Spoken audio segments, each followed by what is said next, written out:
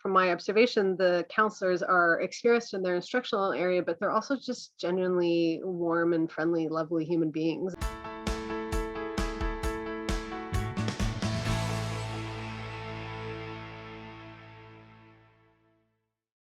I'm Agnes Stowicki, Managing Editor with Our Kids. We're speaking with insiders from Canada's leading camps and kids programs. This is the Our Kids Insider Perspective.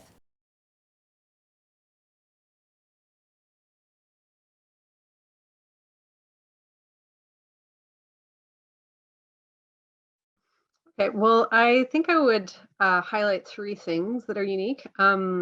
It's a camp that has a very strong emphasis on tripping and on outdoor living, but it's not a tripping camp per se. There are canoe camping trips, or there are canoe tripping camps rather that parents can choose where their children are just tripping the whole time. And then there are a lot of camps for whom it seems like canoeing and outdoor skills, outdoor living skills they're just kind of one of many things, and they can get a bit sort of drowned out by the range of things that kids can do. And so this is a camp that has both a strong tripping program and has a very full camp-based programming. And so for us, that was the sweet spot of really having a strong emphasis on those skills, but at the same time giving a wide range of other activities that you could do. It's also a camp that is quite rustic. Boys sleep in tents, and it's a largely off-grid camp. There is electricity, but in the common buildings, but not in boys' quarters. And so that's also something that was pleasing to us about having summertime where kids live more lightly and closer to nature. And one thing that's quite unique about it is, in my view, is that it's the only boys' camp in all of Quebec, from as far as I can tell, because gender segregated summer camps are really an English language, an Anglophone phenomenon. Like it's something that's part of that, like an English Canadian tradition, but not a French Canadian tradition where camps are mixed. So we are a family that lives bilingual lives. We were English speaking at home, but we send our children to French schools. And so this was a way for us to encourage our son to make camp-based friendships that were with kids from both backgrounds. And also, I noticed when I was doing my research into some of the Ontario-based boys' camp that they draw a lot of American families. I don't have anything against American families and everything, and there are international campers at Camp Nominingue, but I like the idea of him making friendships that at camp that were like more closer to home. So having more kids from Quebec and from Ontario as well among the campers. And also at the time when we were researching camps, he was, as a young kid who goes to a French school, he drops a lot of French into his English, and we wanted him to be in an environment where he wasn't seen as being strange or weird by doing that. Like he could just be himself, and people would understand him regardless of what language he spoke.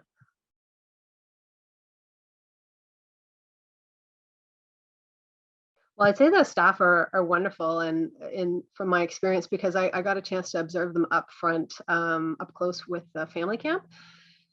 Since our family has also now been for 2 years in a row to the family camp that Camp Nominingue offers at the end of summer. And from my observation, the counselors are experienced in their instructional area, but they're also just genuinely warm and friendly, lovely human beings. And it seems like they've really found a nice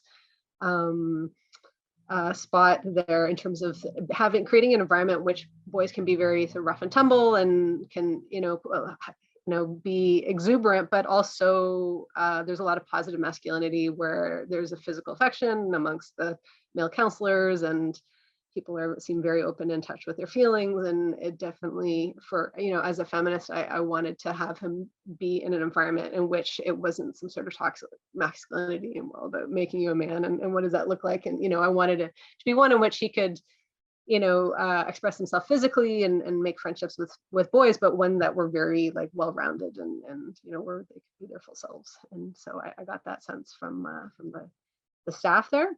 It's I would highlight the outdoor skills and living that happens there in the rustic camps and in the skills that they teach. I found that they have a good range of activities, but without drowning kids in options. Like some camps, they offer like 50, 60 different instructionals, and it's like a bit overwhelming. And they also offer the choice to boys about what they focus on while still ensuring that new campers experience a bit of everything. If you are there for the first time, you spend your first week in a program that they call Squeegee, where you try a little bit of everything. And then afterwards, you get the opportunity to pick 2 instructionals per week. And so those are activities that you want to get instruction on every day. And so I find that that's a great opportunity to have them be able to pick some of their favorites and to go deeper in them enough that they can pass an instructional level. In contrast with camps, for instance, my daughter's former camp, where they rotated through all of the different activities. And so it's a way to expose kids to a lot of things, but you can be a bit frustrated if after a while, if there are some activities that you're not really crazy about, or if you wanted to go deeper and gain more skills in some areas, but you didn't really spend enough time in each area. So I like that aspect. And my impression is also that they have a good balance between structured and unstructured time there.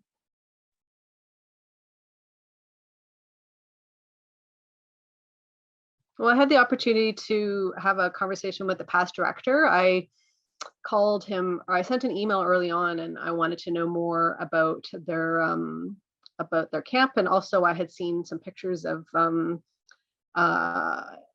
totem poles, and I wanted to get their thoughts on Indigenous reconciliation and how that was lived out in camp, because that's a phenomenon I've seen over the years, and having gone to summer camps in Ontario, that there's a lot of cultural appropriation at camps. And so I wanted to get a sense for how that was lived out at the camp. And we had a really great conversation about their learning journey, and they still have some symbols there, and I won't dive into all of that, but they so it was just a good opportunity to get a sense for what the camp was like, and their views on those matters. And then also it led me into learning more through, they had some information sessions, and then I decided to sign us up for family camp as a way to experience the camp and get a chance to research it more. And also by that point, by the time we knew that our son was ready for camp, it was a bit too late to sign him up for boys camp. So this seemed like a great opportunity to all go together, and he would have his opportunity to experience camp, but and then we could just make a final decision based on our own firsthand knowledge of the camp.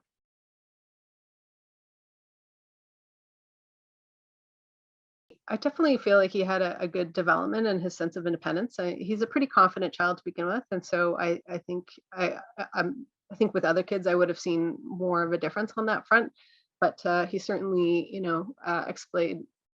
expressed desires to do things more on his own afterwards, and there were some just actual skills that he was really eager to share more. We went on our annual canoe camping trip afterwards, and he was sharing with us like some of the learning that he learned in his canoeing instructional, and going through the parts of a paddle and reviewing all of the different types of strokes, and what about this bow cut and crossbow cut, and so it was just really neat to get to get a sense for the learning he'd done there, and to see it on display.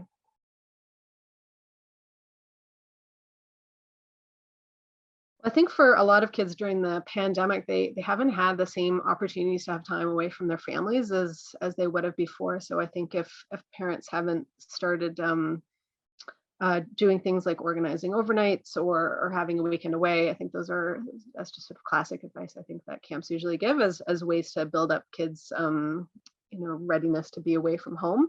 But if for some camps, if they do offer the opportunity of a family camp, like Camp Nominingue does, then I think that can be a great opportunity, because then you can go and you can be in the comfort of being with your family, and there's that element of security there, but then you get a chance to explore a camp and get to know it. And so in our case, because he had gone to family camp the year before, by the time it came time to registering, he said, sign me up for 2 weeks. And, and he felt like he knew the place and so well, and he could just run all over, and he had that extra degree of confidence to be able to go off somewhere and to feel like he knew what he was walking into, and he was already excited about it.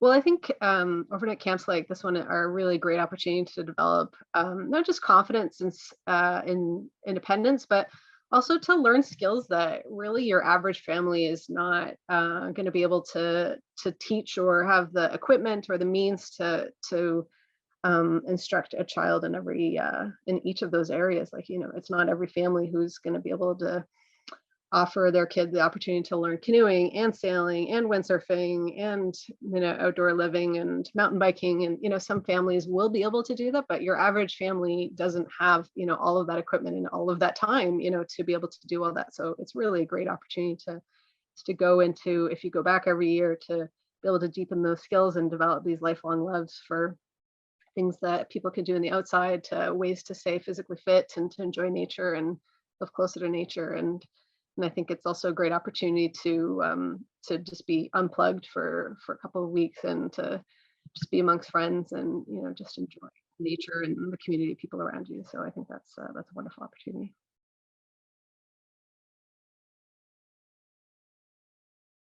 Oh my God, he just goes on ad nauseum to people about camps. We had a friend here just the other day who he hadn't seen, and he just monopolized the conversation talking about Camp Nominingue. Like they have this shield that they call a feather shield, where there's a crest and then you get a feather for each instructional. And so he brought it down and he was going through blow by blow how it all worked and just talking about his days and what the schedule like was there. And he just really holds forth at length about his experience there and how much he loves it. And so I think it's just already this beloved tradition for him after having only spent one season there.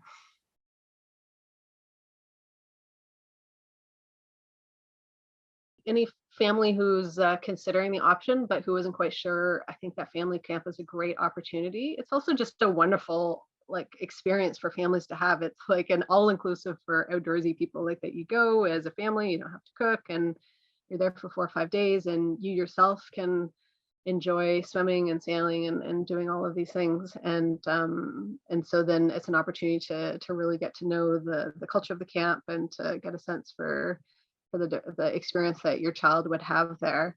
And it's a little bit different family camp from the boys camp in that it's nothing is required. So there are opportunities that you can have where certain instructional areas will be open, but it's up to you to craft your day. So there's more structure in boys camp than that. Like kids are shepherded along and given more guidance about what to do. But it's just it's a great family vacation opportunity, as well as being a great opportunity to research a camp. And so I think some overnight camps offer that option. And so I think anybody who's on the fence, it's a great way to just to get an up close view before you commit. For more information about this program, you can visit their profile at OurKids.net.